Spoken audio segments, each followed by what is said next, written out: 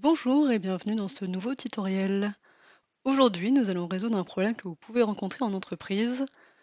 Comment consolider automatiquement plusieurs fichiers de même structure stockés dans un dossier.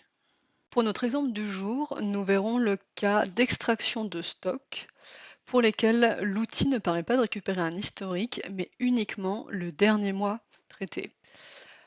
Et donc là, c'est ici que Power Query intervient et nous permettra de consolider ces fichiers qui ont exactement la même structure en un temps record. Donc là, on voit qu'ils ont exactement la même structure, avec à chaque fois le magasin, l'ID article, le libellé, le stock unitaire, le coût et la valorisation totale. Et c'est la même chose pour le mois de janvier. Première étape est de regrouper tous ces fichiers dans un seul et même dossier.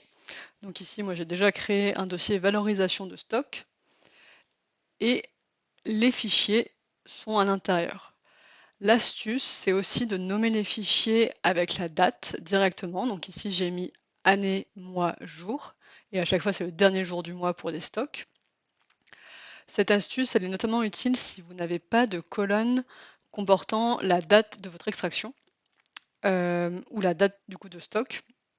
Si jamais vous avez cette information, ça n'est pas forcément nécessaire parce que vous aurez déjà la date dans votre fichier. Mais ici, on n'a pas l'information de la date, donc ça nous permettra de récupérer plus facilement la date. Maintenant, je vais créer le fichier qui permettra de consolider les stocks.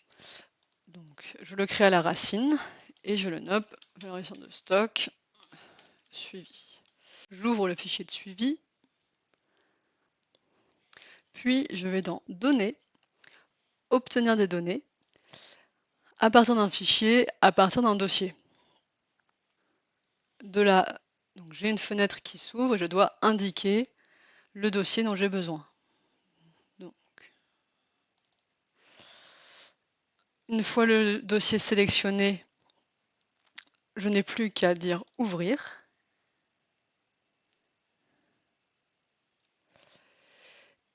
Et à partir de là, je vois qu'il a bien détecté mes deux fichiers et je n'ai plus qu'à cliquer sur combiner et transformer les données pour lancer l'éditeur Power Query. Hop.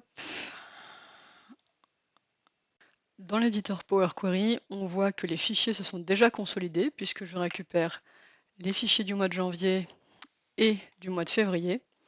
Mais pour le moment, il me manque du coup une information qui est la date. Elle est contenue au niveau du titre du fichier. Pour autant, ce n'est pas vraiment un format date, ce ne sera pas quelque chose que je pourrais exploiter par la suite. Donc pour pouvoir récupérer la date, je vais aller dans Ajouter une colonne, Extraire, extraire le texte avant le délimiteur, et je vais indiquer le point. Évidemment, je dois bien avoir sélectionné ma colonne avant de faire cela, et j'indique le point puisque c'est ce qui sépare la date du format qui est un format CSV. Je lui indique OK, et grâce à ça, je récupère une date sans le point CSV, tout simplement.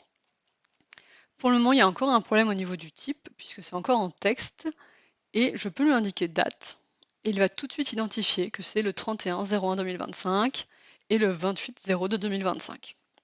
Pour que ce soit plus propre, je déplace la colonne tout à gauche, je modifie son nom et je vais simplement indiquer date, et je supprime le nom de la source qui ne me sert plus à rien.